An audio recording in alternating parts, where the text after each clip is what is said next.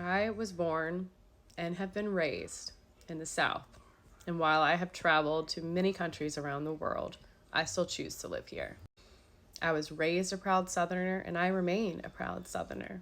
There is something about the South that cannot be found in other places. But there's also the dark side of the South, the one that, flies that certain flag. And my family, in generations past, has certainly contributed to that part of the South. I know that my family has been here in Wilmington, North Carolina specifically, for at least 5 generations. My kids are the 5th ones to live here. And I am the first generation in my family, and I was actually the first person in my family to refuse to be a debutante. And if you know anything about the South, it is a really big deal to be a debutante, and it is an even bigger deal to refuse to be one.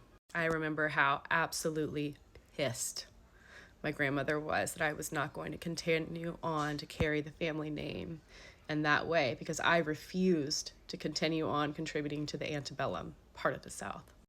That was my first form of resistance. I was 18 or 19 at the time. And since then, I have continued to resist in little ways.